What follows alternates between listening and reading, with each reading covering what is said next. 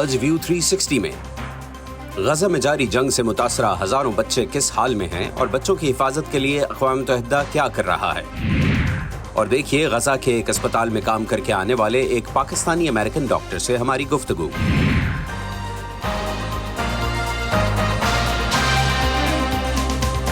Voice of America کے Washington studio سے آپ دیکھ رہے ہیں پروگرام ویو 360۔ میں ہوں محمد عاطف۔ السلام علیکم۔ اسرائیل نے ایک بار پھر کہا ہے کہ وہ ایک بار پھر خان یونس میں آپریشن شروع کرنے جا رہا ہے۔ اسرائیل حماس جنگ کے نتیجے میں غزہ میں اب تک 12,000 سے زیادہ بچے ہلاک ہو چکے ہیں، جبکہ زخمی ہونے والے بچوں کی تعداد اس سے کہیں زیادہ ہے۔ زخمیوں میں سے درجنوں مکمل طور پر معذور ہو چکے ہیں۔ عالمی ادارہ صحت یعنی WHO اور اسرائیل کے زیر انتظام علاقوں میں حکومتی سرگرمیوں کے کوارڈینیشن کے ادارے کوگاٹ کے مطابق درجنوں بیمار اور زخمی بچوں کو طبی علاج کے لیے جمعرات کو غزہ کی پٹی سے نکالا گیا ہے۔ کوگاٹ نے سوشل میڈیا پلیٹ فارم ایکس پر ایک پوسٹ میں کہا کہ امریکی حکومت، مصری حکام اور عالمی ادارہ برائے صحت کے تعاون سے 68 مریض بچوں کو ان کے سرپرستوں کے ساتھ کریم شالوم بارڈر کراسنگ کے ذریعے مصر بھیجا گیا، جہاں سے وہ دیگر ملکوں کو جا سکیں گے۔ آج کے پروگرام میں ہم بات کریں گے غزہ کے ہزاروں بچوں کے بارے میں جن کی زندگیاں اس لڑائی کی وجہ سے بالکل برہم ہو کر رہ گئی ہیں۔ گزشتہ ماہ اقوام متحدہ نے بچوں کے ہلاک اور زخمی کرنے اور اسکولوں اور اسپتالوں پر حملے کرنے پر 2023 کی اپنی سالانہ رپورٹ میں پہلی بار اسرائیلی فوج، سیکیورٹی فورسز، حماس اور فلسطینی اسلامک جہاد کو بچوں کے قتل، زخمی اور اغوا کرنے والی فہرست میں شامل کیا تھا۔ اس رپورٹ میں اقوام متحدہ نے 6 خلاف ورزیوں کا احاطہ کیا تھا: قتل اور معذوری، جنسی تشدد، اغوا، بچوں کی بھرتی اور استعمال، امداد تک رسائی سے انکار اور اسکولوں اور اسپتالوں پر حملے۔ لیکن یہ واضح نہیں کیا گیا کہ اسرائیل، حماس یا فلسطینی اسلامک جہاد کو ان میں سے کن کن خلاف ورزیوں پر شامل کیا گیا تھا۔ رپورٹ آنے کے بعد اقوام متحدہ کے لیے اسرائیل کے ایلچی گلاد اردن نے اس فیصلے کو شرمناک قرار دیا اور کہا کہ اس سے حماس کی دہشت گردی کی سرگرمیوں کو مزید تقویت ملے گی۔ گلاد نے کہا تھا کہ اقوام متحدہ کے سیکرٹری جنرل اس قسم کے فیصلوں کے باعث خود بلیک لسٹ ہو رہے ہیں۔ اسرائیل کے بلیک لسٹ کیے جانے پر رد عمل کے بعد اقوام متحدہ کے بچوں کے لیے خصوصی نمائندہ ورجینیا گیمبا نے گزشتہ ہفتے سیکیورٹی کونسل کو ایک بریفنگ میں بتایا کہ غزہ، مغربی کنارے اور مشرقی یروشلم میں بچوں کے حقوق کی خلاف ورزیاں غیر معمولی سطح پر پہنچ گئی ہیں، جن میں 155% اضافہ ہوا ہے۔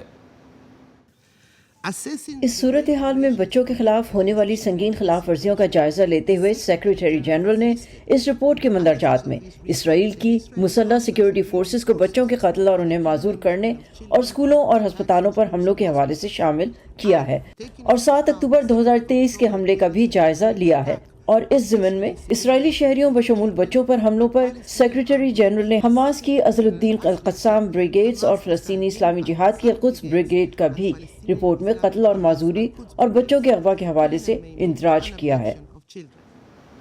بچوں کے لیے اقوام متحدہ کے ادارے یونیسیف نے خدشہ ظاہر کیا ہے کہ جنوبی غزہ میں درمیانی یا شدید غذائی قلت کے شکار تقریباً 3,000 بچے صحت کی سہولتوں تک رسائی نہ ہونے کی وجہ سے اپنی جان سے ہاتھ دھو سکتے ہیں۔ اقوام متحدہ کے اعداد و شمار کے مطابق غزہ میں شدید غذائی قلت سے کم از کم 1,600 بچے متاثر ہیں، جبکہ 5 سال سے کم عمر کے 28 بچے ہلاک ہو چکے ہیں۔ میرا بیٹا جنگ کے دوران خوراک، غذائیت اور پانی کی کمی اور ہم جس معاشی صورتحال سے گزر رہے ہیں اس کے باعث غذائی قلت کا شکار ہوا۔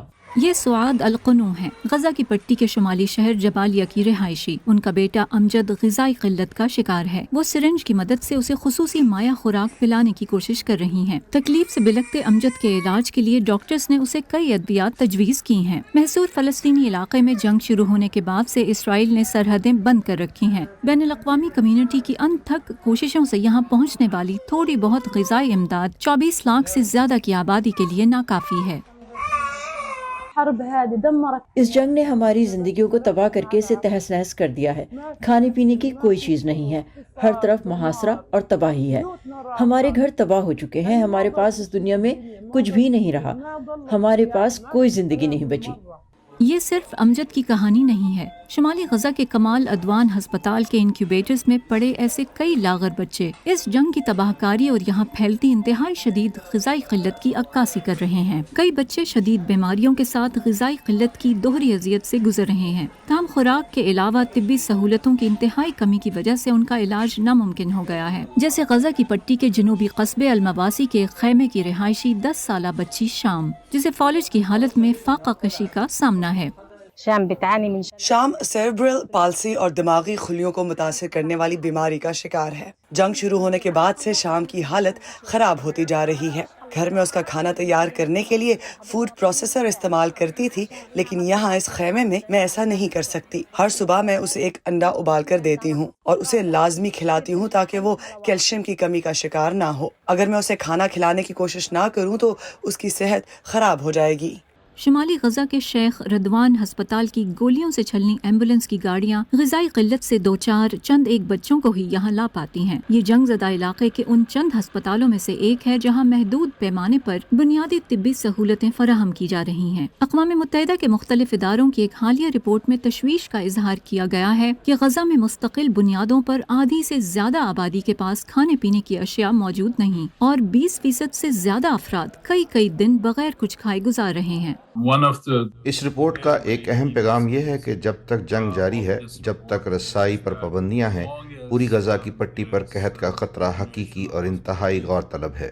عالمی ادارہ صحت کے مطابق 8000 سے زائد نوجوانوں میں انتہائی شدید غذائی قلت کی تشخیص کی جا چکی ہے، جس میں 1600 بچے شامل ہیں، جبکہ خوراک کی کمی سے 5 سال سے کم عمر کے کم از کم 28 بچے ہلاک ہو چکے ہیں۔ اقوام متحدہ اور دیگر عالمی ادارے اس انسانی بحران کے خاتمے کے لیے جنگ بندی پر مسلسل زور دے رہے ہیں۔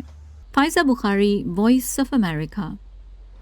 بچوں کی عالمی تنظیم سیو دی چلڈرن کے مطابق مسلح تنازعات میں بچے خاص طور پر متاثر ہوتے ہیں اور بالغوں کے مقابلے میں منفرد مشکلات کا سامنا کرتے ہیں۔ وہ جسمانی نقصان، صحت کی دیکھ بھال اور تعلیم میں رکاوٹوں، بھوک، غذائیت کی کمی اور تکلیف دہ واقعات کا مشاہدہ کرتے ہیں۔ ان تجربات کے فوری اور طویل مدتی دونوں طرح کے ذہنی اور جذباتی نتائج ہوتے ہیں۔ ادارے کے مطابق اسرائیل غزہ تنازع میں پھنسے بچے 5 طریقوں سے متاثر ہو رہے ہیں۔ صاف پانی میسر نہ ہونے کی وجہ سے بچے پیاس اور آلودہ پانی پینے کی وجہ سے بیماری اور موت کے خطرے سے دوچار ہیں۔ بنیادی اشیاء خورد و نوش یا تو بہت کم ہیں یا ختم ہو چکی ہیں، جس کے باعث بچوں اور حاملہ اور دودھ پلانے والی ماؤں کو بھوک کا سامنا ہے۔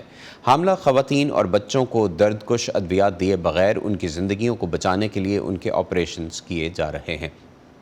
مسلح گروہوں نے بچوں کو اغوا کر کے یہ یرغمال بنایا ہے، جس کی UN سیکیورٹی کونسل نے مذمت کی ہے، اور اسپتالوں میں بجلی اور ایندھن کی سپلائی نہ ہونے کی وجہ سے ہزاروں زندگیاں خطرے میں ہیں۔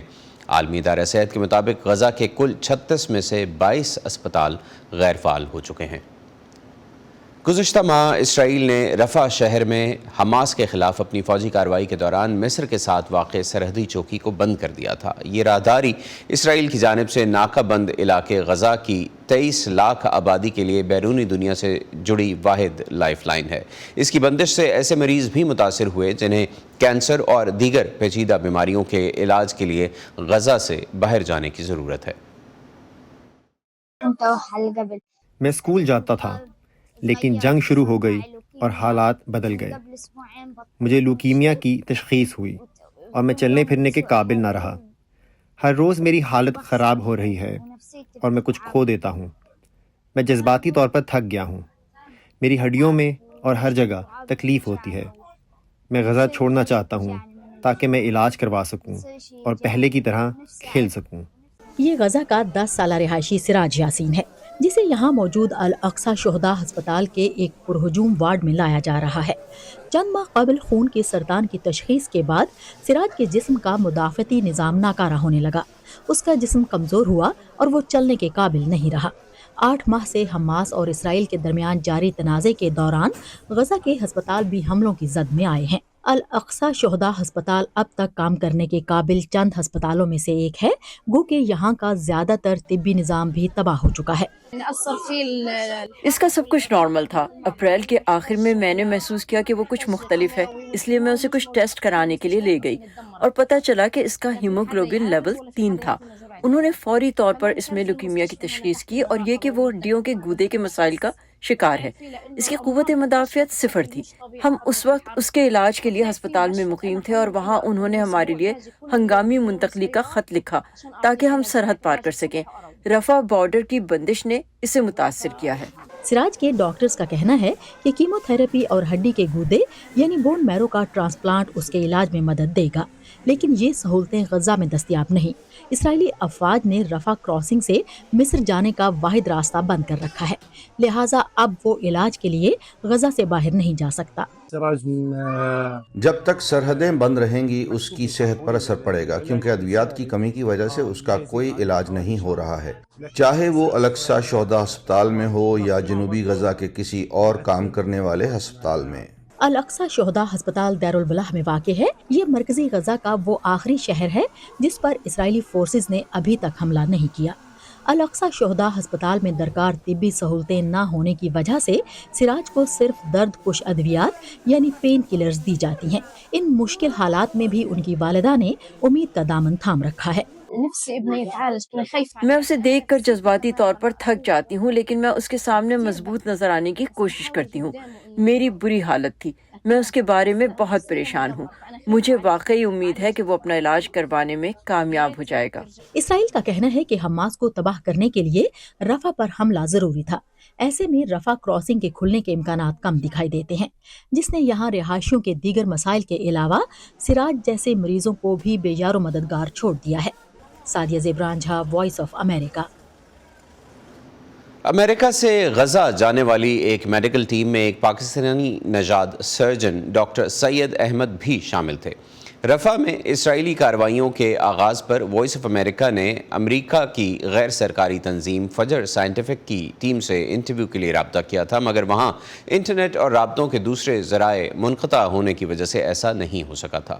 ڈاکٹر سید احمد فجر سائنٹیفک سے منسلک ہیں۔ حال ہی میں جب وہ رفح میں خدمات سر انجام دینے کے بعد شکاگو لوٹے تو ہماری ساتھی صبا شاہ خان نے ان سے وہاں کی صورتحال جاننے کے لیے بات کی۔ چند روز پہلے تک وہ رفح میں موجود ڈاکٹروں اور میڈیکل عملے کے ساتھ رابطے میں تھے۔ When we came back, the situation was pretty intense and unfortunately medical supplies were running short in the hospital. جب ہم واپس لوٹے تو صورتحال کافی خراب تھی اور بدقسمتی سے ہسپتال میں طبی سامان کی کمی تھی اور میتیں بھی آ رہی تھیں۔ وہاں دو ٹیمیں تھیں، ایک فجر سائنٹیفک کی اور دوسری ایک اور این جی او کی ٹیم جو وہیں موجود رہی، لیکن جب ہم جانے لگے تو ہمارے کچھ معالجین اپنے سفارت خانوں کے انخلاء سے متعلق مسائل کی وجہ سے وہاں ٹھہر گئے تھے۔ آرتھوپیڈک سپلائز وغیرہ جو ہم لائے تھے پہلے ہی کم ہو چکی تھی، لہٰذا اگر کوئی نئی میڈیکل ٹیم نہ آئے تو ظاہر ہے کہ سپلائی کی مقدار کافی کم ہو جاتی ہے اور ہسپتال کو کم سے کم آلات کے ساتھ کام کرنا پڑتا ہے۔ سب سے ہلا دینے والا تجربہ بچوں کی وہ تعداد ہے جن کا ہم علاج کر رہے تھے۔ لائے جانے والے بچوں میں سے ایک 4 سال کا بچہ اب بھی مجھے یاد ہے جس کے جسم کا 70-80% حصہ جھلس چکا تھا۔ وہ اس جنگ کا شکار تھا، اس کا پھیپھڑا اڑ گیا تھا، الٹرا ساؤنڈ میں اس کی تیلی کو نقصان پہنچا تھا اور پھر وہ بچہ مر گیا، اور اس وقت ہمیں احساس نہیں ہوا، لیکن بعد میں ہمیں پتہ چلا کہ مرنے والا یہ بچہ ایک نرس کا کزن ہے جو ایمرجنسی روم میں اسی یونٹ میں کام کرتی ہے۔ بعض اوقات ہم نہیں جانتے لیکن ہمیں پتہ چلتا ہے کہ فلاں فلاں کا فیملی ممبر تھا، لہٰذا وہاں کے تمام خاندان کسی نہ کسی مقام پر متاثر ہوئے ہیں۔ Sometimes we don't know, but we find out that so and so was a family member of so and so. So all families at some point they have been affected. کیا آپ کی وہاں کے ڈاکٹروں سے بات چیت ہوتی ہے؟ کیا آپ ان کے ساتھ رابطے میں ہیں اور وہاں کیا صورتحال ہے؟ I still have communications with some of the local physicians, nurses. میرا کچھ مقامی ڈاکٹروں نرسوں کے ساتھ رابطہ ہے جو اب بھی اس ہسپتال میں کام کر رہے ہیں۔ وہ یورپی جنرل ہسپتال ہے، وہاں طبی سامان کی شدید قلت ہے اور یقیناً ڈاکٹر نرسیں ہسپتال کا عملہ پہلے ہی تھک چکے تھے۔ 8 مہینے ہو گئے کہ یہ جنگ جاری ہے، لہٰذا ان کے پاس سامان کی ایک فہرست ہے جس کی انہیں شدید ضرورت ہے۔ They do have a list of stuff that they really need in terms of طبی آلات کی واقعی ضرورت ہے اور یہاں تک کہ عملے کی، کیونکہ مریضوں کو طبی امداد دینے کے لیے عملے کی ضرورت ہے، وہاں بنیادی چیزوں کی قلت ہے۔ there is a lack of basic stuff. امدادی صورتحال اور طبی سامان کے حوالے سے اسرائیل کا کہنا ہے کہ انہوں نے کچھ امداد جانے دی ہے، اس پر آپ کیا کہیں گے؟ The amount of time I was there, the medical supplies that we had was what we brought in. میں جتنا وقت وہاں تھا ہمارے پاس جو طبی سامان تھا وہ ہم لائے تھے. ہماری ٹیم 150-200 سے زیادہ طبی سامان کے سوٹ کیس لے کر آئی تھی. ایک اور ٹیم آئی جو سامان کے 250 سوٹ کیس لے کر آئی. خواہ وہ دوا ہو، آلات ہوں جن کی ER یا ICU میں ضرورت ہوتی ہے. یہ وہ سامان ہے جسے طبی ٹیمیں اپنے طور پر لا رہی ہیں، اور یہ کافی نہیں ہے.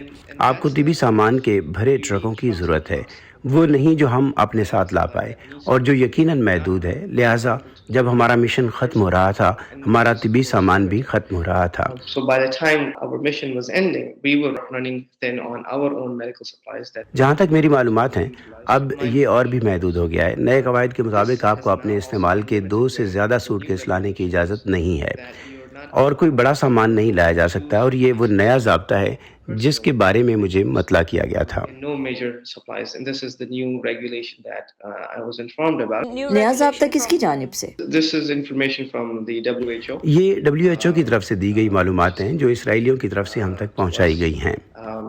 From the Israelis. آپ کو خطرہ مول لینے کی ضرورت کیوں محسوس ہوئی، اور وہاں جانے والی میڈیکل ٹیموں کے لیے خطرہ کتنا زیادہ ہے؟ You're going into an active war zone knowing آپ ایک جنگ زدہ علاقے میں جا رہے ہیں یہ جانتے ہوئے کہ وہاں کیا ہو سکتا ہے. یہ یقینی طور پر ایک خطرہ ہے، لیکن ایک ڈاکٹر کے طور پر مجھے یقین ہے کہ میری ذمہ داری ہے کہ میں لوگوں کی مدد کروں. اور یقیناً ہم سوشل میڈیا پر آنے والی تصاویر کو دیکھتے ہیں، اور یہ یقینی طور پر آپ کو ہلا دیتا ہے، اور اس کا اثر ہونا بھی چاہیے. اور بطور ڈاکٹر آپ میں یہ قابلیت ہے جس کے لیے آپ نے پوری زندگی کام کیا ہے، اور انسانوں سے آپ کا تعلق آپ کو اپنی ذمہ داری کی جانب دھکیلتا ہے کہ آپ ان کی مدد کریں. and you are pushed by your obligation, by your connection to human beings to help. اطفالونا نامی غیر سرکاری تنظیم ایک عرصے سے غزہ میں قائم تھی جو معذور افراد خصوصاً سماعت سے محروم بچوں کے لیے کام کر رہی تھی. اکتوبر میں جب جنگ شروع ہوئی تو اس کے تمام دفاتر اور اثاثے تباہ ہو گئے اور اس کے کارکنوں کو جان بچانے کے لیے فرار اختیار کرنا پڑا. کافی جدوجہد کے بعد اب یہ تنظیم اقوام متحدہ کے فلاحی امور کے دفتر OCHA کے تعاون سے ایک بار پھر اپنی سرگرمیاں بحال کرنے کی تگدو میں ہے. اطفالونا ایک فلاحی تنظیم ہے جو غزہ میں سماعت سے محروم لوگوں کے لیے کام کرتی ہے. اکتوبر میں جب جنگ شروع ہوئی تو اس کے تمام دفاتر اور اثاثے تباہ ہو گئے اور عملے کو اپنی جانیں بچانے کے لیے وہاں سے فرار ہونا پڑا. ہم نے غزہ کی پٹی کے علاقے میں موجود اپنا دفتر چھوڑا جسے غزہ شہر میں ہونے والی بمباری کی وجہ سے شدید نقصان پہنچا ہے. تو دوبارہ کام شروع کرنے کے لیے ہمیں صفر سے آغاز کرنا پڑا. کوئی دفتر، کوئی انٹرنیٹ رابطے کا کوئی ذریعہ نہیں، اور کچھ روز تو ہمارے پاس خاندانوں اور مستحقین تک پہنچنے کے لیے اپنی گاڑی چلانے کے لیے ایندھن بھی نہیں تھا. غزہ میں مسلسل بمباری کی وجہ سے بچوں سمیت بہت سے لوگ عمر بھر کے لیے سماعت سے محروم ہو چکے ہیں. ہم معذور اور دوسرے افراد کو مدد فراہم کرتے ہیں تاکہ انہیں ہر قسم کی سہولیات تک مساوی رسائی حاصل ہو. یہ جانتے ہوئے کہ معذوری کی دیگر پیچیدہ ضروریات ہوتی ہیں، ہمیں ایک مشکل صورتحال کا سامنا ہوتا ہے، کیونکہ ہمیں معذوری سے متعلق پیچیدہ ضروریات فراہم کرنے کی ضرورت ہوتی ہے، اور ساتھ ہی ہنگامی صورتحال میں مدد کی ضرورت، جیسا کہ اعلی سماعت کے بغیر کوئی بچہ جو خطرے میں ہوگا. اب کافی جدوجہد کے بعد فلاحی ادارے کو دوبارہ منظم کیا جا رہا ہے اور اطفالونا معذور بچوں کو مدد فراہم کر رہی ہے، خاص طور پر سماعت سے محروم بچوں کو. اطفالونا کی کارکن فدا کا کہنا ہے کہ ان کا ادارہ نہ صرف سماعت سے محروم بچوں کو ضروری آلات اور تعلیم مہیا کرتا ہے بلکہ کھانے کے پارسل، صحت کی دیکھ بھال اور ہنگامی امداد بھی فراہم کرتا ہے. کسی بھی قسم کی مدد حاصل کرتے وقت بچے کو مسکراتے ہوئے دیکھنا یہی ہماری قوت ہے. غزہ میں جاری جنگ سے بچوں کو پہنچنے والے نقصان اور اس کے سدباب کے لیے کوششوں پر بات کرنے کے لیے اب ہمارے ساتھ ہیں اقوام متحدہ کی اسٹیئرنگ کمیٹی کے رکن ڈاکٹر اقتدار چیمہ، جو کہ برمنگھم برطانیہ سے ہمیں جوائن کر رہے ہیں. ڈاکٹر اقتدار، تھینک یو فار جوائننگ اس. اتنی بڑی تعداد میں بچوں کا ہلاک ہونا، زخمی ہونا اور علاج کی عدم دستیابی کے مسائل، بین الاقوامی برادری فلسطینی بچوں کی جانب اپنے فرائض پورے کرنے میں کیوں ناکام رہی ہے؟ جی بہت شکریہ. اس وقت اگر عدداً دیکھا جائے تو 14,000 سے زیادہ بچوں کی ہلاکت ہو چکی ہے. 1 ملین سے زیادہ بچے جو ہیں وہ جنگ سے متاثر ہیں، اور یونیسیف کی رپورٹ کے مطابق 10 میں سے 9 بچے جو ہیں وہ متعدی امراض یا انفیکشس ڈیزیز کا شکار ہیں. عالمی برادری کوششیں اپنے تئیں تو کر رہی ہے، لیکن جس طرح سے وہاں جو سب سے بڑی ایڈ آرگنائزیشن تھی UNRWA، اس پر اسرائیل نے دہشت پسندی کے الزامات لگائے، اور جس طرح وہاں امداد نہیں پہنچ پا رہی اور جو امدادی کارروائیاں ہیں وہ بھی مسلسل انٹرنیشنل پروٹوکولز کی خلاف ورزی کرتے ہوئے امدادی کارکنوں کو جس طرح سے اسرائیلی فوج اور کچھ شہری بھی نشانہ بنا رہے ہیں، تو بہت مشکل پیش آ رہی ہے امدادی کارروائیوں میں۔ ڈاکٹر اقتدار، جب سے یہ تنازع شروع ہوا ہے، پہلی بار 27 جون کو غزہ کے 68 بچوں کو طبی امداد کی بنیاد پر مصر کی سرحد کے ذریعے نکالا گیا ہے۔ یہ تعداد بہت کم ہے۔ کیا کرنا ہوگا اس میڈیکل ٹریٹمنٹ کرائسس یعنی علاج معالجے کا جو بحران ہے اس سے نمٹنے کے لیے؟ دیکھیے، اس میں بنیادی اصول ہی غلط ہے کہ آپ انہیں مصر بھیجیں یا کسی اور ملک۔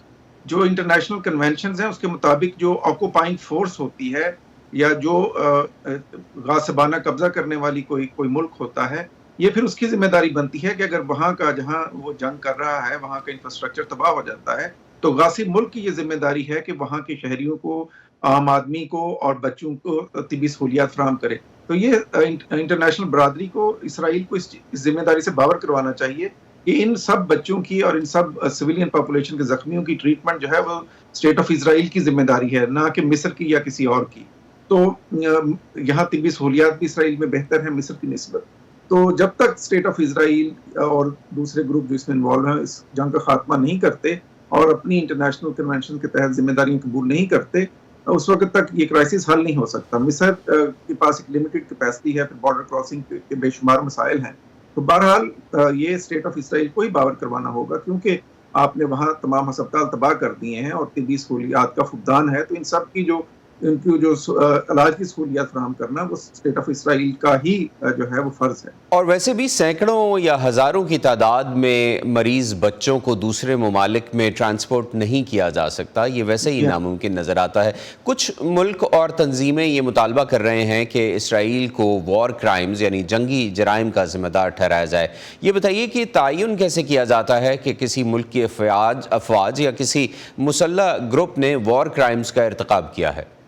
جی بہت شکریہ۔ اس میں بہت کلیئر پروسیجر ہے۔ ایک تو یہ ہے کہ ایک انڈیپینڈنٹ انکوائری کمیشن بنتا ہے وار کرائمز کو انویسٹیگیٹ کرنے کے لیے، جس کے لیے 2 پروٹوکول ہیں، استنبول پروٹوکول اور مینیسوٹا پروٹوکول۔ ان دونوں پروٹوکولز کو استعمال کرتے ہوئے ایک انڈیپینڈنٹ کمیشن بنا تھا جس نے جون ہی میں اپنی رپورٹ پیش کی ہے اس ساری صورتحال پر، جس میں حماس اور اسٹیٹ آف اسرائیل دونوں کو جنگی جرائم کا مرتکب قرار دیا گیا ہے۔ جون میں اس کی رپورٹ آئی ہے۔ اس کے ساتھ ہی ساتھ اقوام متحدہ میں جو انٹرنیشنل کرمنل کورٹ ہے اس نے اپنی انویسٹیگیشن بھی جاری رکھی ہوئی تھی، اور آپ کو پتا ہے کہ جون میں جو انٹرنیشنل پروسیکیوٹر ہیں کریم خان، انہوں نے انٹرنیشنل کرمنل کورٹ کے جو ججز ہیں ان کے سامنے یہ رکھا ہے کہ حماس کے 3 افراد اور اس کے ساتھ ساتھ اسرائیل کے وزیر اعظم اور اسرائیل کے وزیر دفاع جو ہیں وہ جنگی جرائم کے مرتکب ہوئے ہیں، لہٰذا ان کے جو ہیں وہ انٹرپول کے ذریعے وارنٹ جاری کیے جائیں گرفتاری کے لیے۔ اب یہ معاملہ یہ چیز تو بہرحال ثابت ہو گئی ہے کہ جنگی جرائم کمٹ کیے جا رہے ہیں۔ ICC کی پروسیڈنگ نے بھی یہ ثابت کیا، اور اس کے ساتھ ساتھ جو انٹرنیشنل ایک انڈیپینڈنٹ انکوائری کمیشن بنا تھا اس کی رپورٹ بھی جون میں آ گئی ہے۔ اب معاملہ یہ ہے کہ یہ معاملہ ICC میں ہے اور ججی صاحبان جو ہیں ان کو تعین کرنا ہے کہ آیا وہ انٹرپول کو ان کے جو وار کرمنلز ہیں ان کے وارنٹ جاری کرتے ہیں کہ نہیں۔ اس میں ایک پیچیدگی یہ آ گئی ہے حال ہی میں کہ کچھ دن پہلے ہی یونائٹڈ کنگڈم، جس کا میں بھی شہری ہوں، انہوں نے فیصلہ کیا ہے کہ وہ ICC کی جوریسڈکشن کو چیلنج کرنے جا رہے ہیں کہ ICC جو ہے وہ اس طرح سے وار کرمنلز کے جو وارنٹ گرفتاری ہیں وہ جاری نہیں کر سکتے۔ دوسری طرف جو امریکہ میں بھی امریکہ نے بھی یہی اعتراض کیا ہے کہ یہ ICC کی جورسڈکشن نہیں ہے۔ ڈاکٹر اقتدار، ہمارے پروگرام کا وقت ختم ہو رہا ہے، بہت شکریہ آپ نے ہمیں آج کے پروگرام کے لیے جوائن کیا۔ اسی پر ختم کرتے ہیں آج کا ویو 360۔ اسٹے سیف، اور پاکستان اور خطے سمیت دنیا بھر کی اہم خبروں اور دلچسپ معلومات کے لیے آئیے ہماری ویب سائٹ urduvoa.com پر۔ یہ سارا کانٹینٹ آپ کو ملے گا ہمارے سوشل میڈیا پلیٹ فارمز پر بھی، facebook.com/VOA Urdu، یوٹیوب پر ہمارا چینل ہے VOA اردو کے نام سے، اور ایکس اور انسٹاگرام پر ہمارا ہینڈل ہے @VOA Urdu۔ محمد عاطف کو اجازت دیجیے، اب تک کے لیے اتنا ہی، خدا حافظ۔